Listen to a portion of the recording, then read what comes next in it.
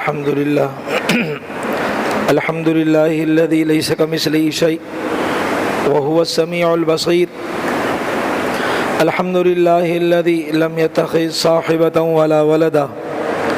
الحمد لله الذي لم يلد ولم يولد ولم يكن له كفوا أحد. الحمد لله الذي كتب الآثار ونسخ الآجال.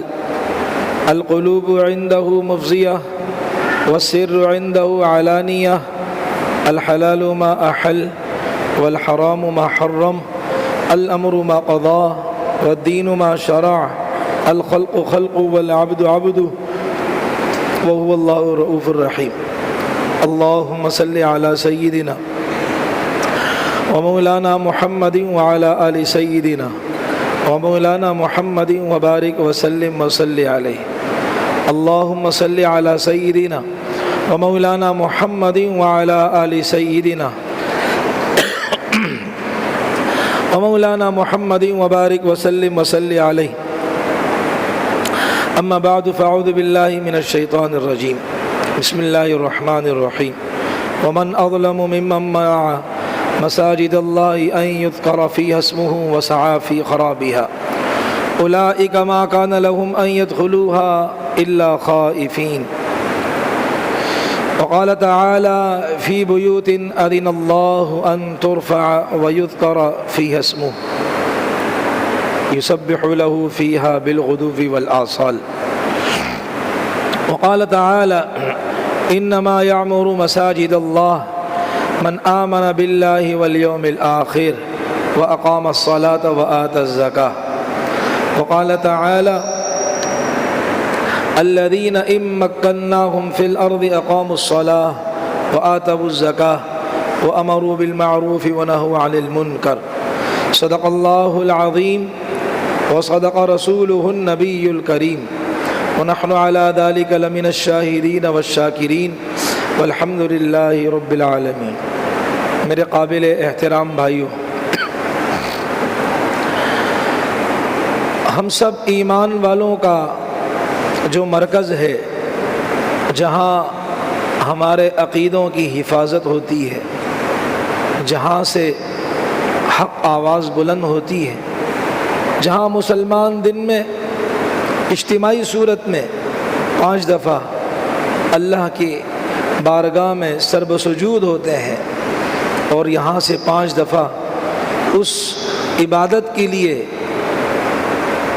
اعلان کیا جاتا ہے، پہلے اللہ کی بڑائی، پھر اللہ کی توحید کی گواہی، پھر رسول اللہ صلی اللہ علیہ وسلم کی رسالت اور رسول ہونے کی گواہی، پھر مکمل یعنی اس نماز کی طرف بلانا ہوتا ہے، پھر مکمل کامیابی کی طرف بلانا ہوتا ہے، یعنی وہ جگہ جہاں سے یہ آوازیں آتی ہیں اسے مسجد کہا جاتا ہے۔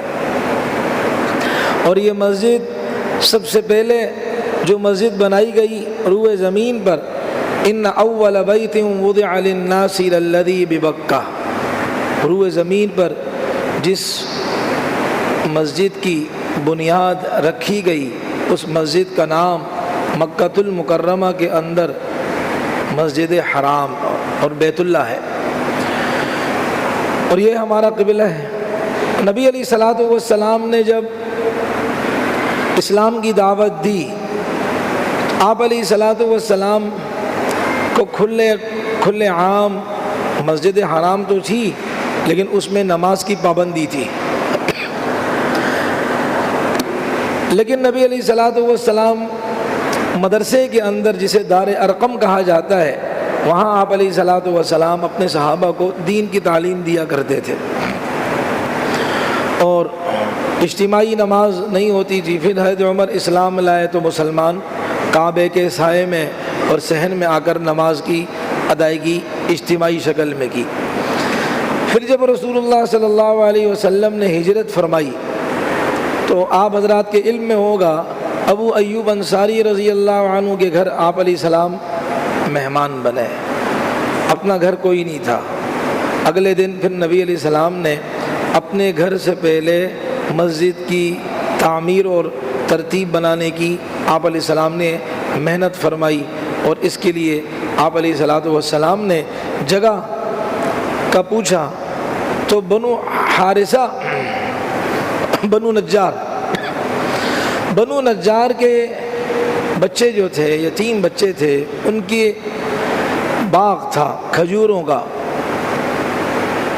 آپ علیہ السلام نے فرمایا کہ بھئی یہ زمین میں خریدنا چاہتا ہوں اللہ کے گھر کے لیے۔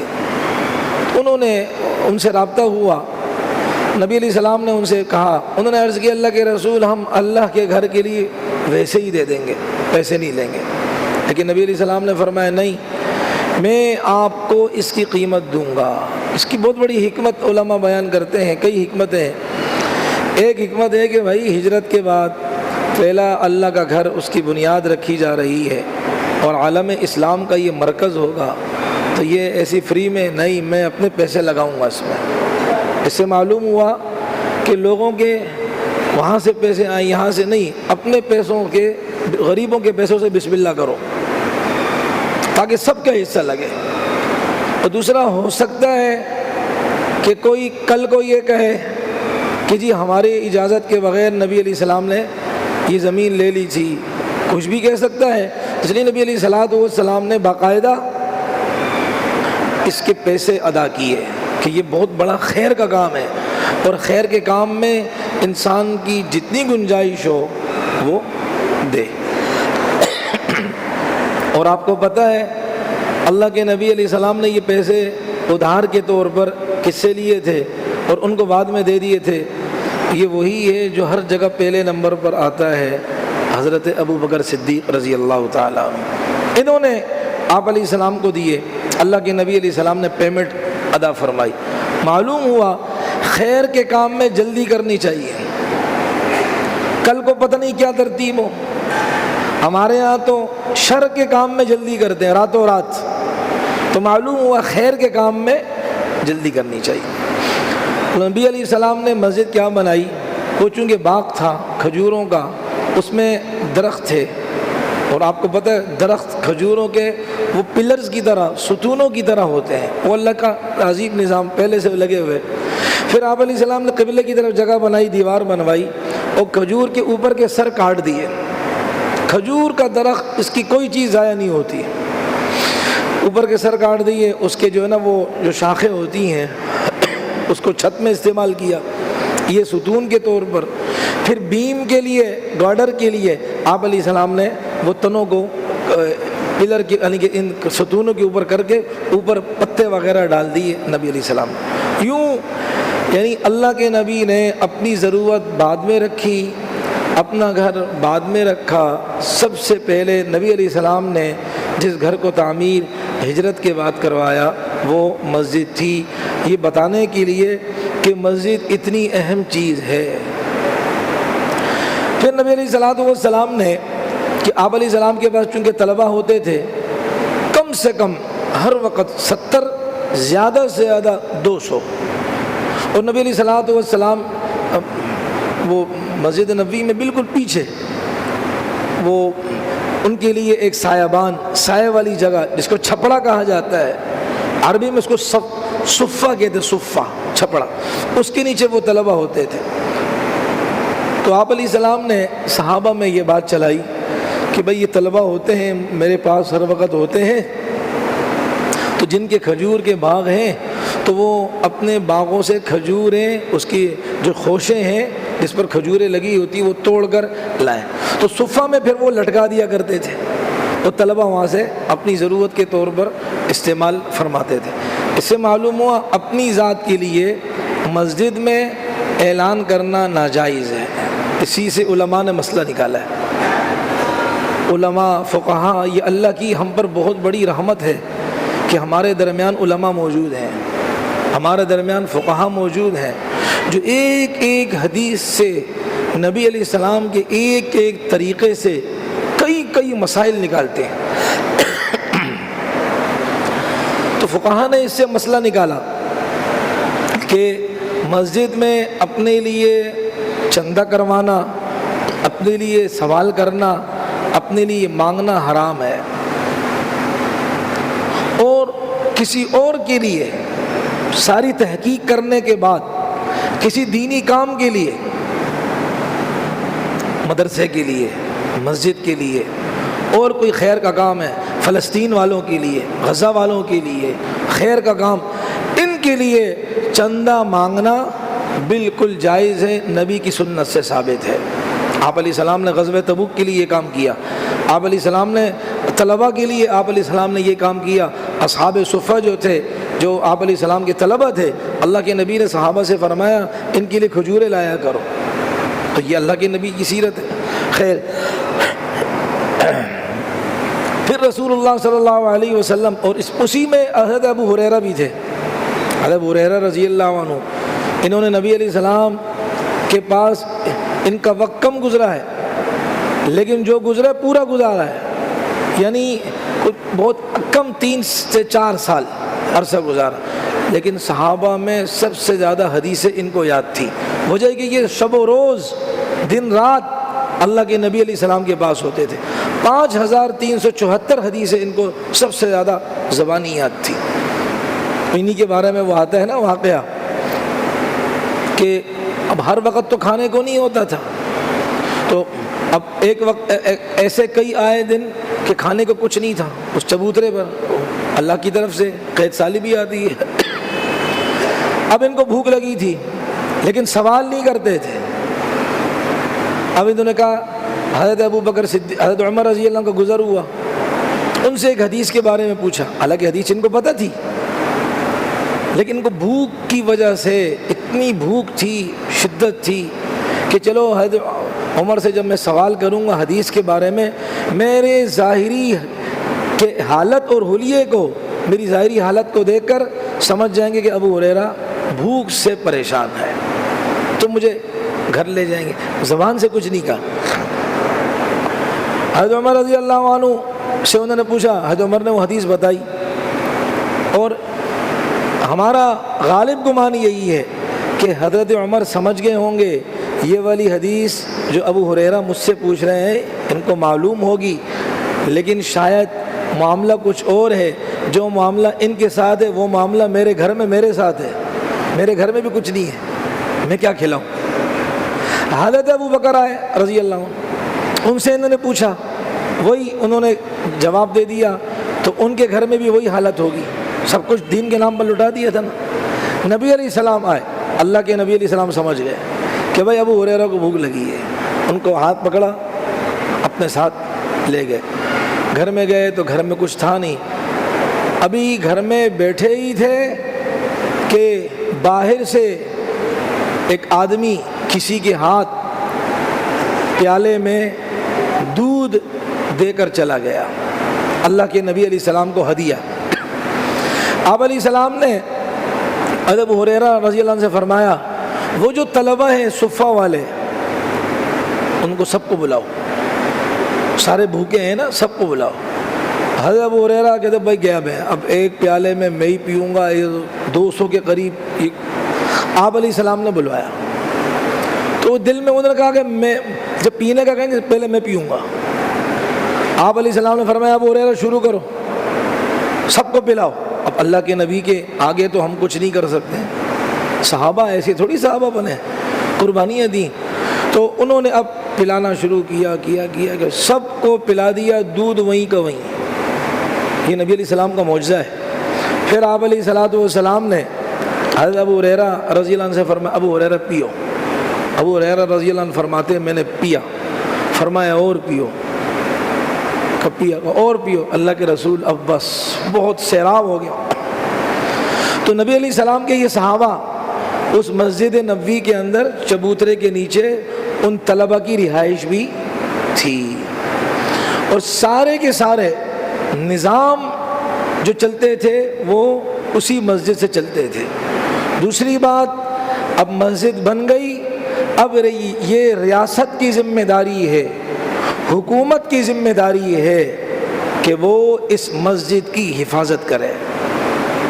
نبی علیہ السلام کے زمانے میں 2 دفعہ اس میں تھوڑا سا بدلاؤ آیا، مطلب کچھ چیزیں رکھی گئیں۔ وہ ایسے ہوا کیونکہ جب بارش ہوتی صحابہ سجدہ کرتے تو ایک تو پاؤں نہیں رکھ سکتے تھے، کیچڑ، سجدہ کرتے پیشانی کیچڑ میں.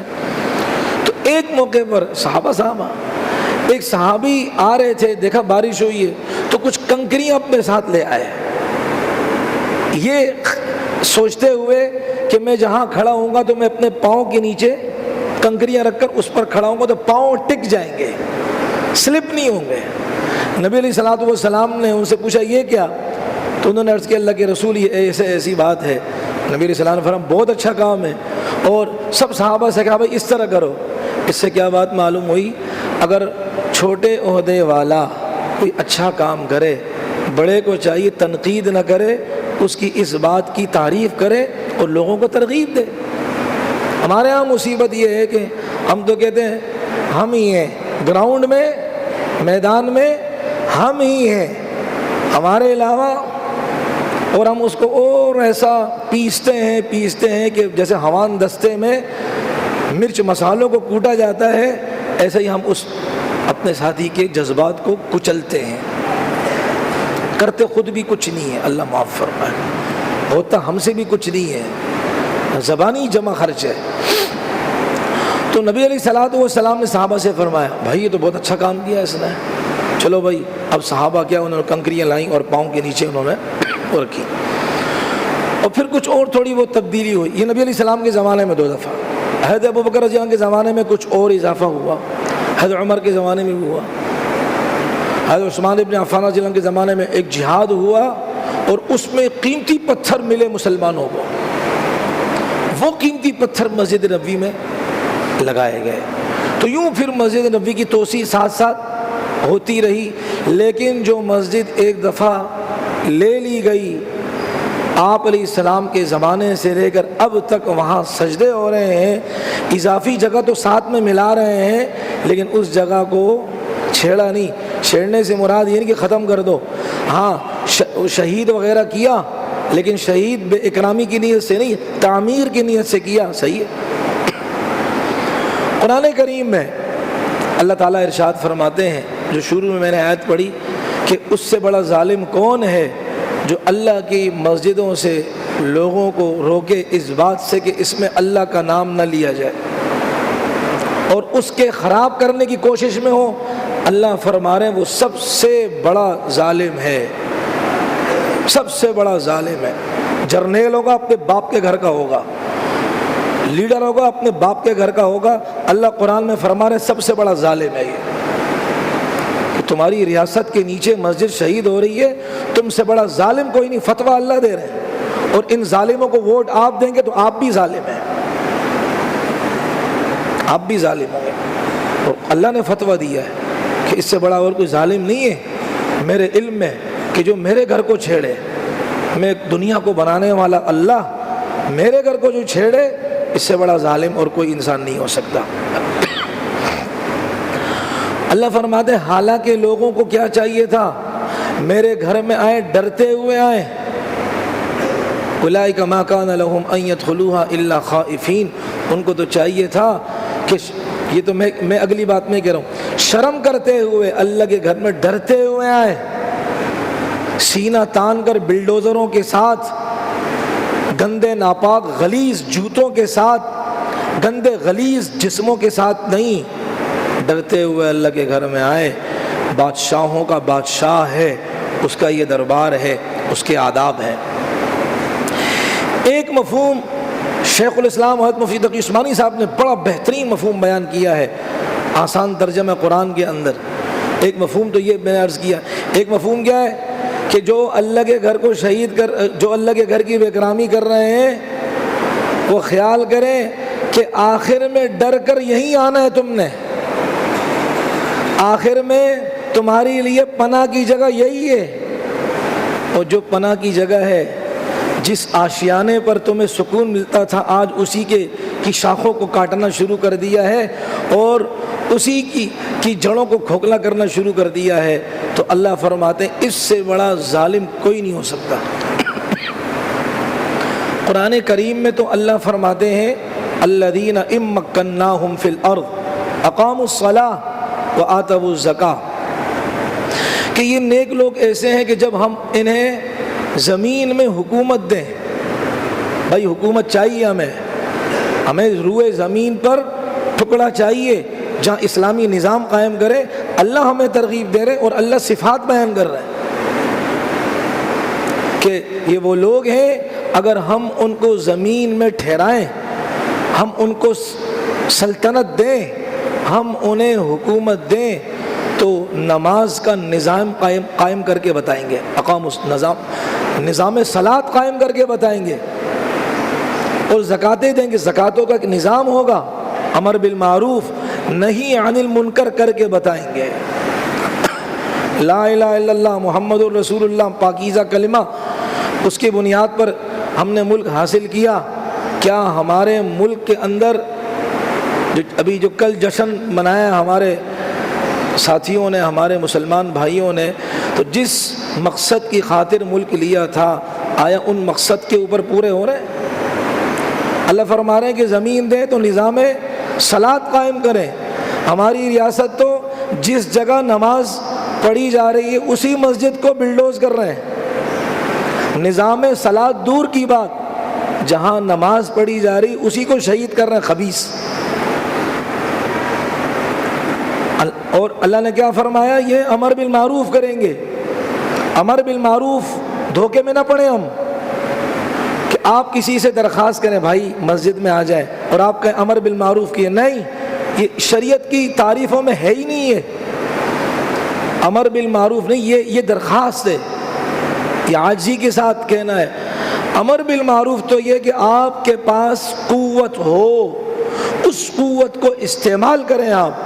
اور آپ کے پاس نہیں، نہ میرے پاس ہے، اس لیے میں امر بالمعروف والا نہیں ہوں، میں درخواست کرنے والا ہوں. میں عاجزی کے ساتھ درخواست کر سکتا ہوں، پاؤں پڑ سکتا ہوں، اس کو میں امر بالمعروف نہیں کہہ سکتا. اس کے لیے قوت نافذہ کی ضرورت ہے، حکومت کی طاقت کی ضرورت ہے. سمجھ میں؟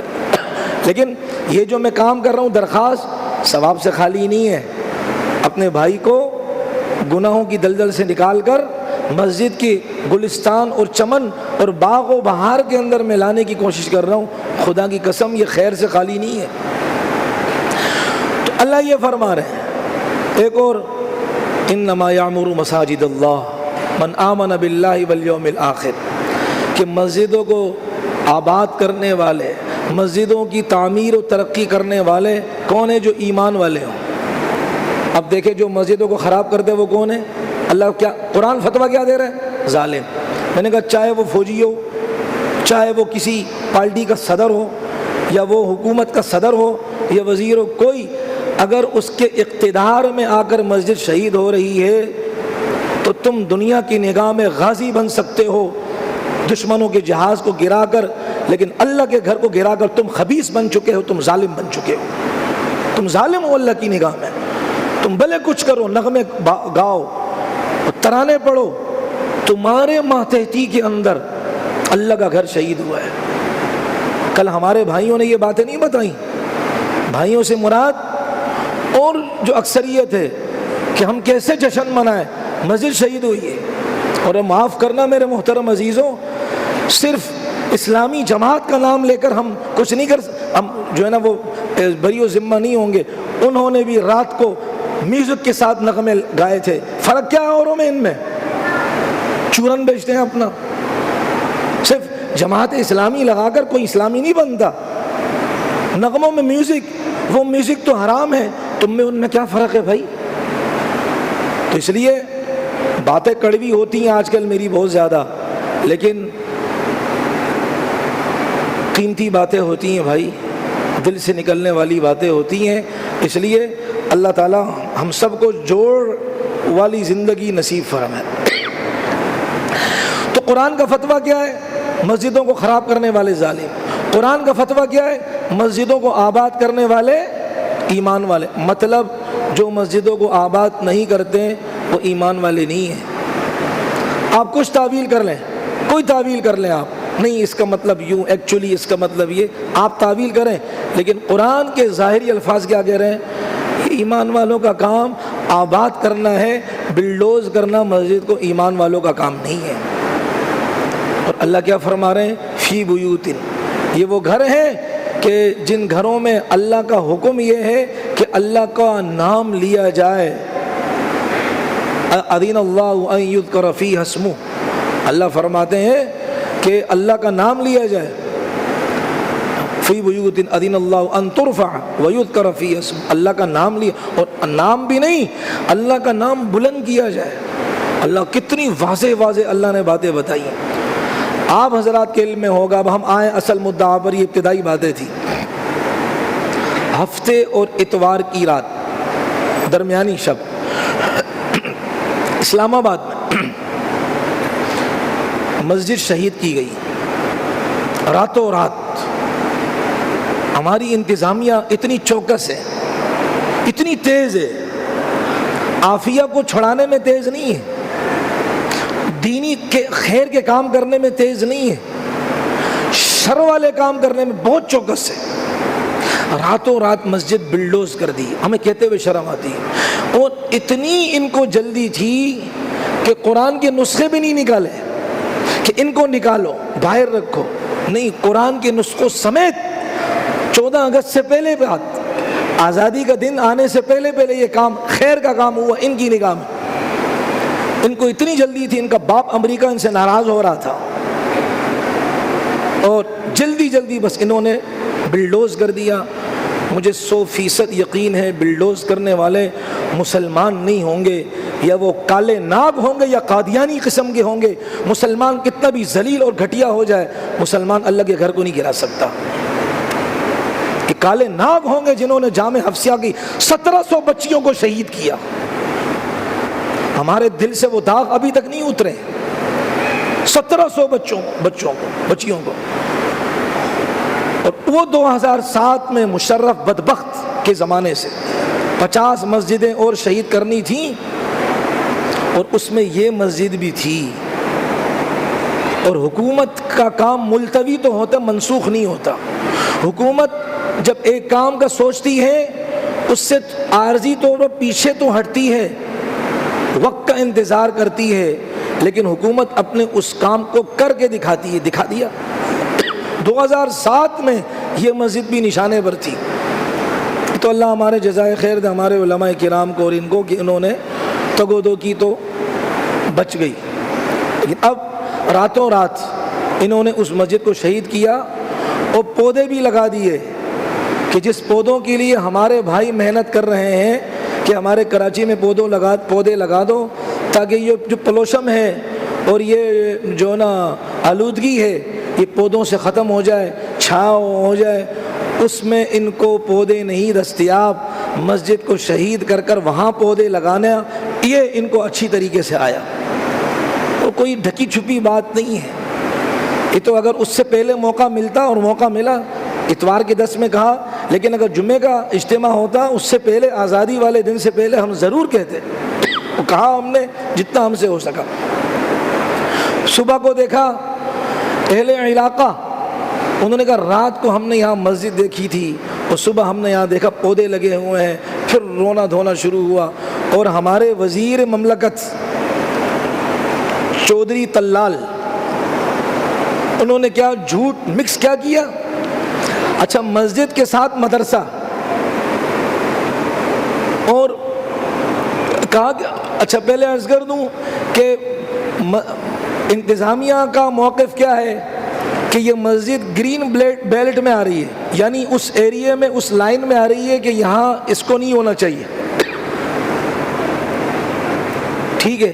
اور اسی گرین بیلٹ میں، اسی لائن میں پیٹرول پمپ بھی موجود ہے، اسی لائن میں شراب خانہ، ہوٹل میں نہیں کہوں گا، شراب خانہ موجود ہے، اس کو نہیں گرایا، اللہ کے گھر کو گرا دیا۔ اچھا مسجد کے ساتھ مدرسہ بھی ہے، ٹھیک ہے۔ اب انہوں نے دیکھو کیسے مکس کیا، ہمارے ساتھی فیس بک پہ چڑھا رہے ہیں، ان کو کچھ پتہ نہیں، تحقیق کرتے ہی نہیں، پوچھتے ہی نہیں ہیں۔ کہا نہیں دیکھو مسجد کے مدرسے کی انتظامیہ کے ساتھ حکومت کے معاہدے ہوئے، ان کی رضا سے کیا ہے۔ پوری بات سنیے گا۔ یہ مدرسے کے جو محتمم تھے، وہ کسی وجہ سے وہ اس جگہ وہ ان کے لیے موافق نہیں تھی، تو ان کا اس مدرسے کے بارے میں معاملہ ہوا۔ اس وزیر نے کیا کہا کہ اس مدرسے کی اور مسجد کی انتظامیہ، حالانکہ بات غلط کی ہے کہ ان سے ہم نے کہا آپ کو دوسری جگہ دیتے ہیں، اور ہم نے اس پر 4 کروڑ روپے لگائے دوسرے مدرسے میں، اور ہم نے ان کو شفٹ کیا ادھر، تو کہا ہم نے ان کی اجازت سے کیا ہے۔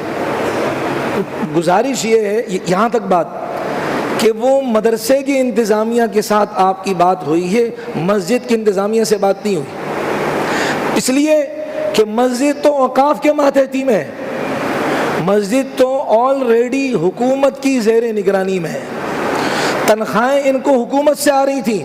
مسجد کے امام کو، ایک امام تو ریٹائرمنٹ ہو گئی ان کی اور اللہ کو پیارے بھی ہو گئے، اب دوسرے امام لگے ہوئے ہیں، تو تنخواہیں حکومت سے آ رہی ہیں۔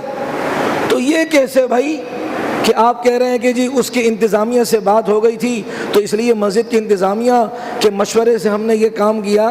تو گزارش ہے وہ مدرسے والوں کے ساتھ ہوا معاملہ۔ اور تیسری بات یہ، اگر آپ کا معاملہ اس بندے کو پیش کرو، کورٹ میں لے کر آؤ، اس بندے کو پیش کرو، نام کیوں نہیں ظاہر کرتے ہو؟ چوتھی بات یہ ہے، یہ مسجد کوئی راتوں رات نہیں بنی ہے، پاکستان بننے سے پہلے بنی ہے، 1932 یا 1933 میں، تقریباً 97 سال پرانی مسجد ہے۔ اور پھر یہ ضیاء الحق مرحوم کا یہاں سے آنا جانا ہوتا تھا، کچی مسجد تھی، جیسے ہماری پہلے پرانی تھی، شہید کیا، تعمیر کی نیت سے پکی کر دی۔ تو اس نے کہا کہ میرا گزر یہاں سے بہت دفعہ ہوا، میں نے مسجد کو دیکھا، اس کو نئے سرے سے تعمیر کرو، تقریباً کوئی 1980 والی بات ہے، تو اسے تعمیر کیا گیا نئے سرے سے، 97 سال پرانی مسجد ہے۔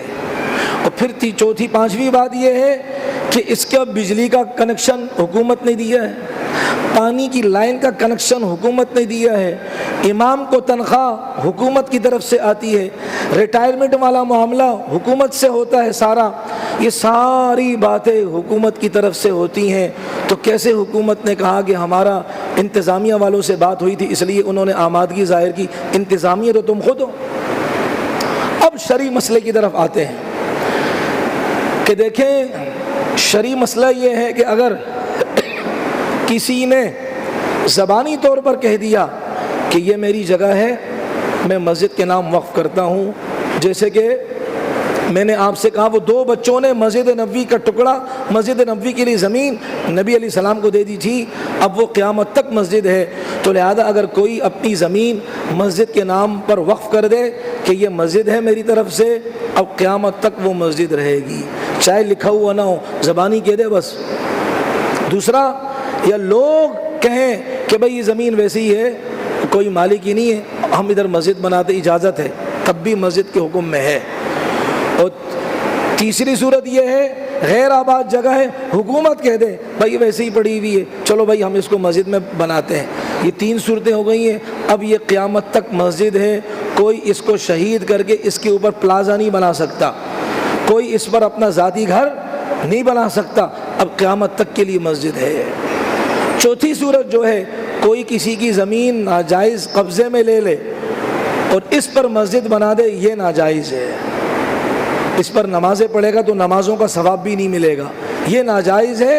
اور جس نے اجازت نہیں دی اس کو حق ہے کہ تعمیر کو ختم کروا کر اپنی زمین اپنے استعمال میں لائے، اس لیے کہ ناجائز ہے۔ اور یہ جو مسجد شہید ہوئی ہے یہ بالکل جائز ہے، پاکستان کے پیدا ہونے سے پہلے کی مسجد ہے، عمر اس کی 97 سال ہے۔ یہ وزیر نے مکسنگ کی، مدرسے کے معاملے کو مسجد کے ساتھ جوڑا، تقریر کر دی قومی اسمبلی میں، اور ہمارے بھائیوں کا ذہن کیا ہو گیا، الجھ گیا یار، جب انتظامیہ والوں نے، وہ مدرسے کی انتظامیہ والوں نے، اور باقاعدہ آپ اگر سرچ کریں نیٹ پر تو باقاعدہ دونوں کی دیواریں الگ الگ ہیں، دونوں میں فاصلہ ہے۔ مدرسۃ المسلم، ابھی جو نام پڑا مدرسۃ المسلم کے نام سے، تو وہاں مدرسے کا میٹر الگ ہے، ہم مسجد کی بات کر رہے ہیں۔ آپ نے راتوں رات مسجد کو شہید کیا، اللہ کے غضب کو دعوت دی آپ نے، یہ کیا آزادی ہے؟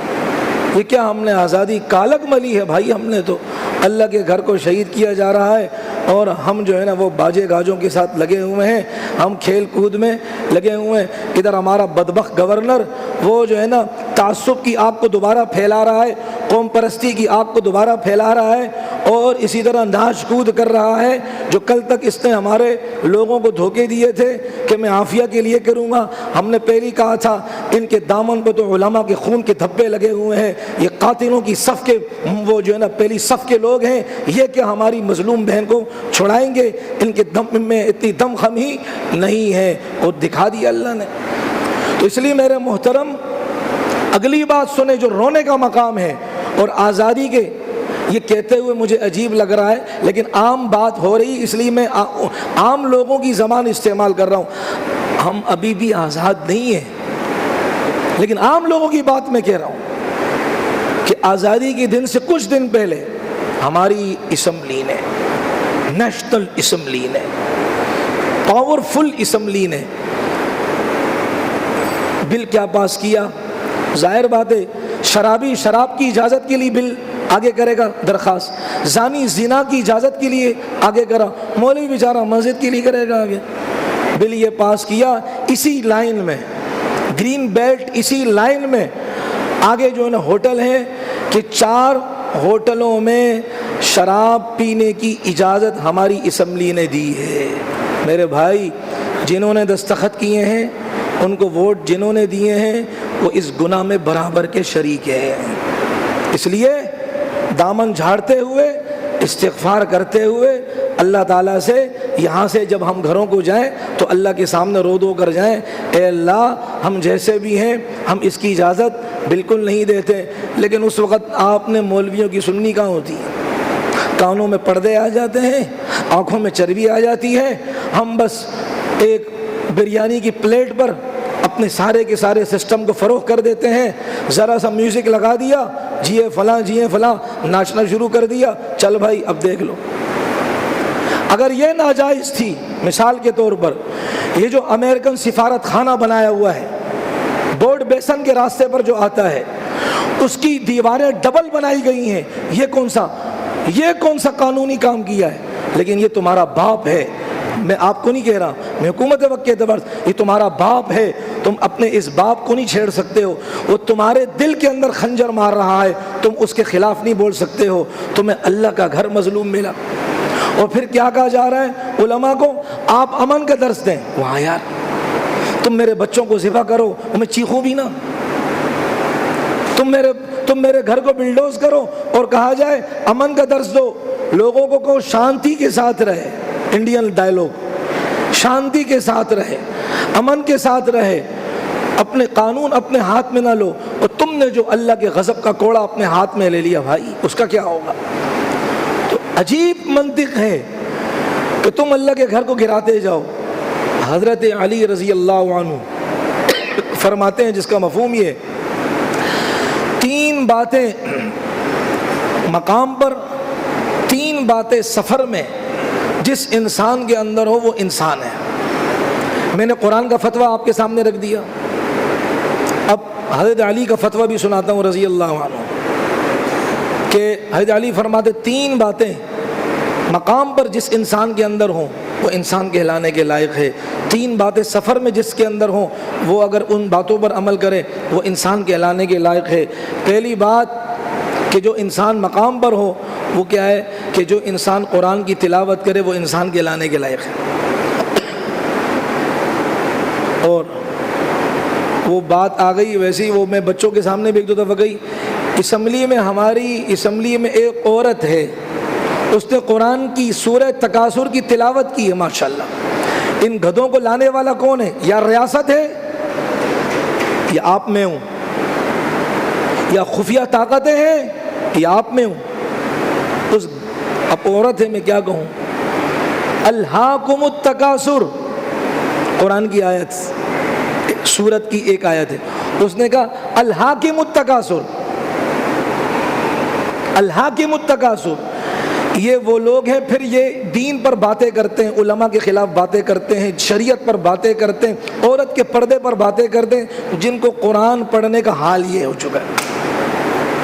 تو حضرت علی کا فتویٰ ہے کہ جس میں 3 باتیں ہوں وہ مقام پر، جس میں 3 باتیں وہ انسان کہلانے کے لائق ہے۔ نمبر 1 کہ وہ انسان قرآن کی تلاوت کرے، نمبر 2 مسجد کی تعمیر عملی اعتبار سے مسجد کی حفاظت کرے، مسجد کو آباد کرے۔ نمبر 3 جس کے دوست نیک ہوں اور وہ دینی کاموں میں اس کے ساتھ تعاون کرنے والے ہوں۔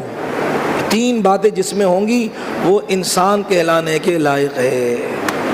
اب یہ تو گدھے ہو گئے حضرت علی کے فتوے سے، حضرت علی رضی اللہ عنہ کیونکہ انسانیت سے جب نکل گئے، اب فتویٰ انہوں نے دے دیا انسان نہیں ہے، اب آپ جس بھی جانور کا لیبل لگائیں آپ کو چھوٹ ہے، گدھے کا لیبل لگائیں یا کسی اور کا لیبل لگائیں، اب آپ کو اجازت مل گئی ہے۔ تو اس روح سے حضرت علی کے فتوے کی روح سے یہ گدھے ہو گئے ہیں، اور گدھوں کو ووٹ دینے والا الی آخری۔ 3 باتیں سفر میں جو انسان کرتا ہے ان باتوں پر عمل۔ نمبر 1 جب سفر میں جائیں تو کھانے پینے کی چیزیں تھوڑی زیادہ لے کر جائیں تاکہ ساتھیوں پر بھی خرچ کریں۔ نمبر 2 سفر میں اپنے ساتھیوں کے ساتھ اچھے اخلاق سے پیش آئے۔ نمبر 3 ساتھیوں میں مزاح بھی کرے، تھوڑا بہت مزاح کرے، تاکہ سفر تو ویسی ایک مشقت کا ہے تو تاکہ سفر اچھے انداز سے کیا کٹے۔ حضرت علی نے فرمایا 3 کام جو مقام پر کرے گا، 3 کام جو سفر میں کرے گا، یہ ہیں انسان کہلانے کے لائق۔ تو میرے محترم، یہ ہماری حکومت نے کیا ہے یہ کام۔ شراب کے لیے اجازت دے دی، اور دیکھو جہاں شراب ہوتی ہے وہاں زنا ہوتا ہے۔ اسلام آباد نام دیکھو ہمارے کیپٹل کا، اسلام آباد، یہاں اسلام آباد ہوگا، معذرت یہاں اسلام غیر آباد، یہاں اسلام کو نکالا جا رہا ہے۔ یہ اپنے آقاؤں کو خوش کرنے کے لیے اللہ کے گھر کو، اور یہ جو حکومت ہے ان کو لگتا ہے ہوش نہیں آتے۔ ممتاز قادری شہید رحمۃ اللہ علیہ کو پھانسی دینے والے بھی یہ لوگ تھے، اللہ نے کیسے ذلیل کر کے دکھا دیا، اور اب اللہ کے گھر کو شہید کیا، اللہ کیسے ذلیل کریں گے، یہ اللہ کا نظام ہے، کب اللہ کا نظام حرکت میں آئے۔ تو اس لیے میرے محترم، ہم اس ریکارڈ اس بات کو بھی اپنے سامنے رکھیں کہ معاملہ یوں ہوا تھا، اور ایک دفعہ جب اللہ کا گھر بن جائے تو وہ اللہ کا گھر ہوتا ہے۔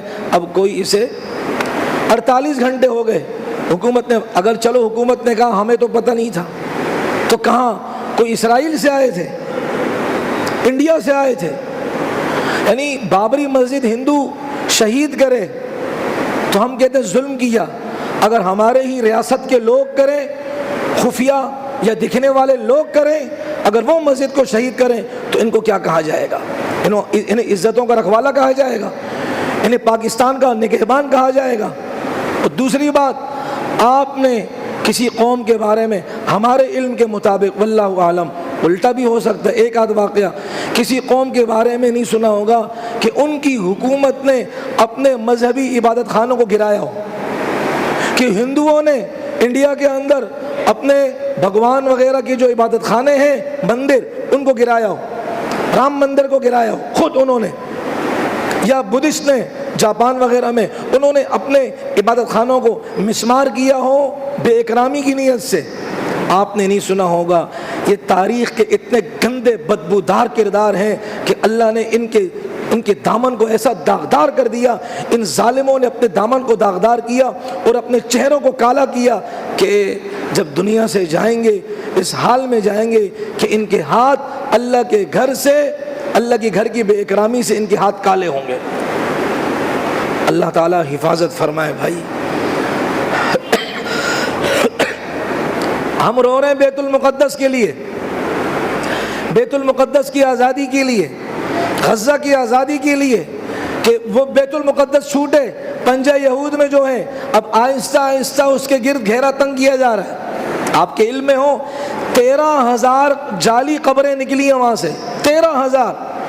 یہ کیا مطلب کہ یہ مصنوعی قبریں بنا رہے ہیں بیت المقدس کے قریب قریب، اور پھر اس پر پرانے زمانے کی تختیاں لگاتے ہیں۔ کچھ عرصے بعد کہتے ہیں یہ ہم یہودیوں کا علاقہ ہے، دیکھ لو قبریں ہماری ہیں۔ جب علاقہ ہمارا ہے تو مردے بھی ہمارے یہاں دفن ہوئے، جب ہمارا علاقہ ہے لہذا مسلمانوں کو نکالو، اور یوں آہستہ آہستہ بیت المقدس کی طرف وہ آ رہے ہیں۔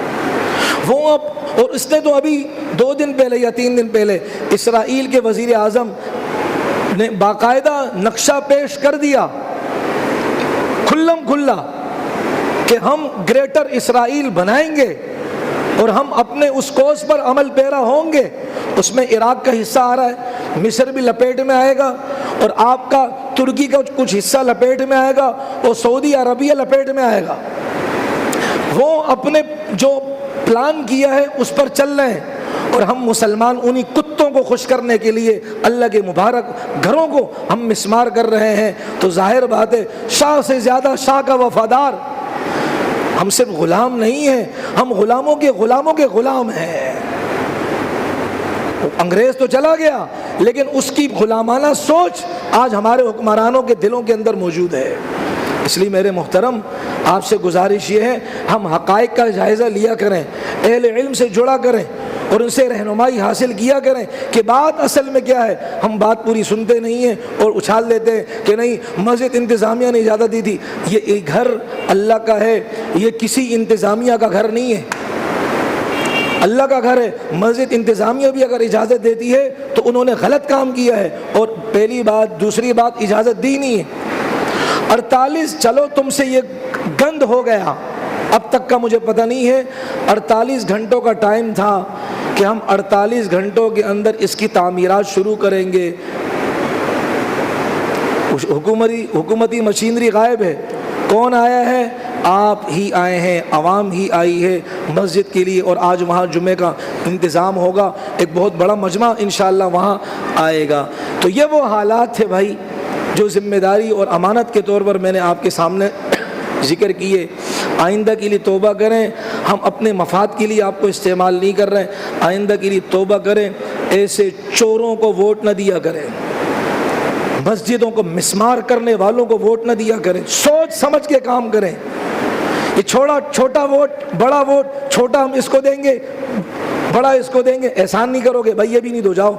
لیکن جتنے گندے کالے کرتوت وہ کریں گے, چونکہ آپ نے اپنے ووٹ کی طاقت سے اس کو طاقت دی ہے, تو آپ میں برابر کے مجرم ہوں گے. نہ دو اس سے اچھا, مثال کے تو نہ دو اس سے اچھا, بری و ذمہ تو ہو جائیں گے بھائی. یہ کرتوت ہے. اور مسجد کے لیے وہاں اس کے لیے رونے دھونے والا کون ہے؟ یہی مولوی ملے گا آپ کو جس کو ہم سال بھر گالیاں دیتے ہیں, جن کے بارے میں ہم کہتے ہیں کہ ان کا کیا کام ہے سیاست سے. وہی رونا دھونا کر رہے ہیں. اور دیکھ لیا اگر یہ معاملہ نہ رکتا آگے اور مسجدیں بھی ہیں. اللہ تعالی ہم سب کو حقائق کا سامنا کرنے کی توفیق عطا فرمائے, اور اللہ غزہ والوں کی مدد فرمائے. اللہ تبارک و تعالی ہمیں اپنے مسلمان بھائیوں کے لیے ہر فلور پر ان مظلوموں کے لیے ان کے حق میں دعا کرنے والا بنائے. اس سے ہم نہ شرمائیں,